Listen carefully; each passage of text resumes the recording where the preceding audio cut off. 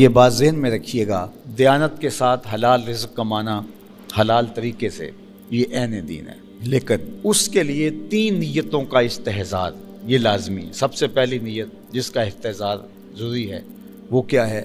اپنے آپ کو سوال کی ذلت سے بچانے کے لیے کاروبار کیا جاتا ہے، رزق کمایا جاتا ہے کہ میں ضرورتیں رکھتا ہوں، مجھے 3 وقت کا کھانا بھی چاہیے، مجھے لباس بھی چاہیے، سر چھپانے کے لیے گھر بھی چاہیے، میری ضروریات ہیں۔ تو ظاہر ہے کہ اگر میں خود نہیں کماؤں گا تو یہ ضروریات پوری تو بہرحال ہونی ہیں، تو یہ کسی اور سے مجھے کرنی پڑیں گی، تو مجھے اس کے سامنے ہاتھ پھیلانا پڑے گا۔ تو اپنے آپ کو سوال کی ذلت سے بچانے کے لیے انسان کاروبار کرتا ہے، مزدوری کرتا ہے، ملازمت کرتا ہے۔ دوسری نیت، اپنے زیر کفالت لوگوں کی ضروریات کی تکمیل۔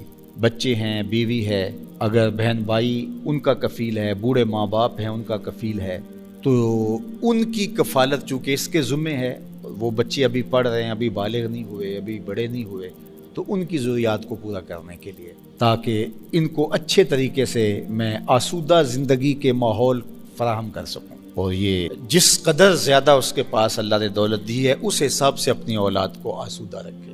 یجب علی صاحب المال ان یوسع علی عیالہ، صاحب مال پر لازم اور واجب ہے کہ وہ اپنی اولاد پر وسعت کرے۔ ایسا نہیں ہے کہ اس کی اولاد بیچاری زندگی کی سہولیات کے لیے ترس رہی ہو اور اس کے پاس پیسے کے انبار لگے ہو۔ تو یہ دوسرا مقصد ہے کہ زیر کفالت لوگوں کی، وہ بیوی ہے، بچے ہیں، بوڑھے ماں باپ ہیں یا بہن بھائی ہیں، تو ان کی کفالت اس کے ذمے ہے، تو اس لیے کمایا جاتا ہے کہ ان کی ہر طرح کی ضروریات کو جو جائز ہیں میں ان کو پورا کروں۔ یہ 2 نیتیں ہو گئی۔ تیسری نیت، اللہ مجھے میری ضرورت سے زیادہ، میرے بچوں کی ضرورت سے زیادہ اگر عطا فرمائے تو میں معاشرے کے ان لوگوں کی مدد کروں گا جو کسی وجہ سے کمانے کی اہلیت نہیں رکھتے، اپاہج ہیں، کمزور ہیں، کثیر العیال ہیں، بیمار ہیں، بے وگان ہیں، تو ان کے لیے میں کما رہا ہوں، ورنہ میری ضرورت تو اتنے سے پوری ہو جاتی ہے۔ تو یہ کاروبار کو بڑھا کیوں رہا ہوں؟ اس لیے ایک تو کاروبار کو بڑھا رہا ہوں کہ بہت سارے لوگوں کو روزگار ملے گا، ان کے گھر کا چولہا جلے گا،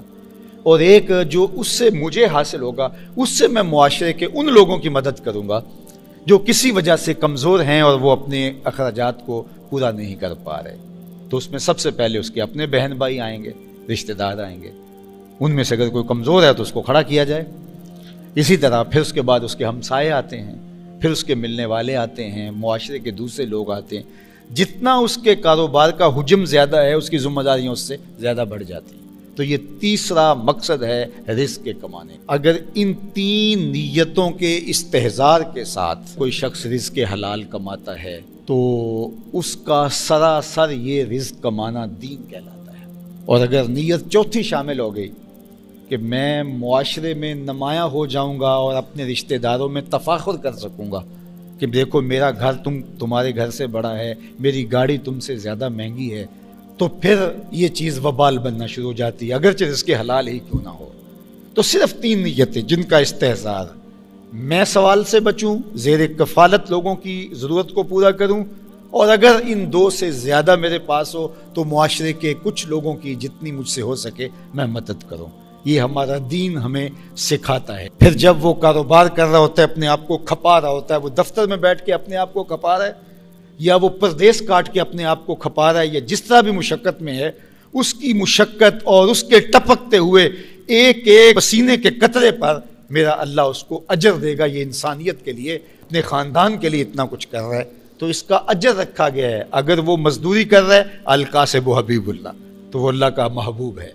اور اگر وہ تاجر ہے اور وہ وہاں بیٹھا ہوا ہے، بظاہر آسودہ ماحول میں دفتر میں بیٹھا ہے، لیکن دیانت کے ساتھ کر رہا ہے، التاجر الصدوق مع الانبیاء یوم القیامہ، سچا تاجر قیامت کے دن پیغمبروں کے ساتھ اٹھایا جائے گا۔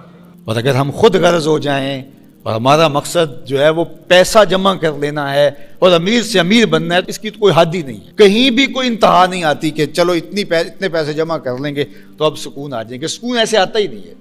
سکون ایسے آتا ہے جب آپ نے رشتہ داروں کو، عزیزوں کو، اچھا ان میں ایسے بھی ہیں جو الٹا آپ کو لگتا ہے کہ یہ ہے بھی میرے ساری زندگی مخالفت کرتے ہیں، تو میں نے ان کو نواز دیا، یہ میرے برابر آ گئے، یہ پھر بھی مخالفت کریں گے، کرتے رہے۔ تمہیں حکم ہے سل من قطع کا وات من حرم کا۔ بعض اوقات ہم لوگ روزی کمانے کے عمل کو دین سے باہر کوئی عمل سمجھتے ہیں، جبکہ ترمذی میں روایت موجود ہے، حضور نبی رحمت صلی اللہ علیہ وآلہ وسلم نے ارشاد فرمایا التاجر الصدوق الامین مع النبیین والصدیقین والشہداء، سچا تاجر جو امانت دار ہے وہ نبیوں کے ساتھ، صدیقوں کے ساتھ اور شہیدوں کے ساتھ ہوگا، اور جو محنت مزدوری کر کے کماتا ہے الکاسب و حبیب اللہ، جو کسب کرتا ہے، محنت کرتا ہے، مزدوری کرتا ہے، کتنا بڑا اعزاز ہے کہ اللہ کا حبیب قرار پایا۔ تو رزق کمانا یہ ہمارے دین میں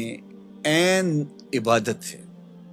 اللہ کے محبوب علیہ السلام نے ایک موقع پہ ارشاد فرمایا ما ودع فی امرہ فہی صدقہ، جو کمائی کر کے لا کے تو بیوی کے منہ میں رکھتا ہے، لقمہ ڈالتا ہے، فرمایا وہ بھی صدقہ ہے، اس کا بھی تجھے صدقے کا ثواب نصیب ہوتا ہے۔ سورہ الجمعہ اٹھائیے، وہاں جب جمعۃ المبارک پڑھنے کی تاکید کی گئی اور کہا کاروبار چھوڑ دو، اور پھر فرمایا جب تم جمعۃ المبارک کی نماز ادا کر لو پھر اللہ کے فضل کو ڈھونڈنے نکلو۔ اللہ اکبر، تلاش رزق میں نکل پڑو، یہ اللہ کا فضل ہے۔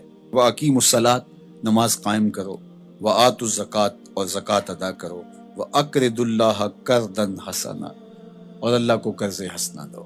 کیا کرم نوازیوں کے رنگ ہیں، خود دے کے اور خود کہتا ہے کہ مجھے قرض دے دو، اور پھر فرمایا کہ میں اس کو لٹاؤں گا بھی، ایسے نہیں کہ جتنا تم نے دیا میرے دیے سے دیا اور پھر میں تمہیں اس کو لٹا دوں گا، کہا دگنا کر کے لٹاؤں گا۔ اللہ اکبر۔ تو یہ اللہ تعالیٰ جل شانہ بندوں کا امتحان لیتا ہے، مال دے کر کے بھی امتحان لیتا ہے اور مال سے محروم کر کے بھی اللہ بندوں کا امتحان لیتا ہے۔ کامیاب ہونے والے جب محرومی مال ہوتی ہے پھر بھی کامیاب ہوتے ہیں، اور اللہ کے بندے جب ان کو دولت دی جاتی ہے تو اس میں بھی وہ کامیاب ہوتے ہیں، اور جو ناکام لوگ ہوتے ہیں وہ کسی حالت کے اندر بھی خوش نہیں ہوتے۔ تو اللہ کے بندے مال نہیں ہے تو پھر بھی کہتے ہیں مالک میں واہ واہ خوش ہوں جس حال میں رکھا، غربت ہے تو پھر بھی خیر ہی خیر ہے، اور اگر اللہ نے دولت عطا کر دی ہے، آزمائش میں ڈال دی ہے، تو پھر اس کو راہ خدا میں خرچ کر کے، اللہ کی راہ میں لٹا کر کے اسی کو قرضے میں دے دو۔ جب اسی کو قرضے میں دے دیا تو وہ دولت بھی محفوظ ہو گئی اور واپس پلٹتے ہوئے وہ کئی گنا ہو چکی ہوگی۔ اگر بندہ اس نقطے کو سمجھ لے تو کبھی بھی وہ راہ خدا میں دیتے ہوئے پریشان نہیں ہوگا کہ یہ تو میں اللہ کو دے رہا ہوں، قرضے میں دے رہا ہوں، اور اس کا وعدہ ہے کہ میں لٹاؤں گا ضرور، اور اللہ کے وعدے سچے ہوتے ہیں۔ اللہ اکبر۔ تو جن لوگوں نے اس اللہ کے وعدے پر یقین کیا اور پھر اس کی راہ میں بانٹا، وہ کبھی بھی مسکین نہیں ہوئے، کبھی بھی غریب نہیں ہوئے۔ وَمَا تُقَدِّمُوا لِأَنفُسِكُم مِّن خَيْرٍ تَجِدُوهُ عِندَ اللَّهِ، جو تم بلائی آگے بھیجو گے، جو نیکی آگے بھیجو گے، اللہ کے ہاں اس کو پالو گے۔ کوئی بھی نیکی، صدقہ ہے، خیرات ہے، زکوٰۃ ہے، سجدہ ہے، قیام ہے، دکھی کی مدد ہے، حتیٰ کہ کسی کو مسکرا کے ملنا بھی ہے، جو تم نیکی آگے بیچے تجدوہ عند اللہ، اللہ کے ہاں اسے پالو گے۔ اللہ اکبر۔ حدیث پاک میں آتا ہے کہ جب کوئی بندہ اللہ کی راہ میں خرچ کرتا ہے تو اللہ اس کو یوں پالتا ہے جس طرح تم مینڈا پالتے ہو اور اس کو پال پال کے بڑا جوان کرتے ہو، تو جب تم راہ خدا میں دیتے ہو تو اللہ اس کو یوں پالتا ہے، اور قیامت کے دن جب بندہ دیکھے گا ان لوگوں کے صلے کو جنہوں نے آگے بھیجا تھا اور اب صلہ پا رہے ہیں، تو وہ بڑا پچھتائے گا، کاش کہ یہ سودا میں نے بھی کیا ہوتا۔ سورہ الفجر کے اندر اللہ تعالیٰ نے ارشاد فرمایا، وہ کہے گا یا لیتنی قدمت لحیاتی، کاش میں نے ساری زندگی ہی آگے بھیج دی ہوتی۔ یا لیتنی کے اندر اس کا جو افسوس ٹپک رہا ہے، وہ کہے گا ہائے افسوس، ساری زندگی اس آخرت کی زندگی کے لیے گزار دی ہوتی۔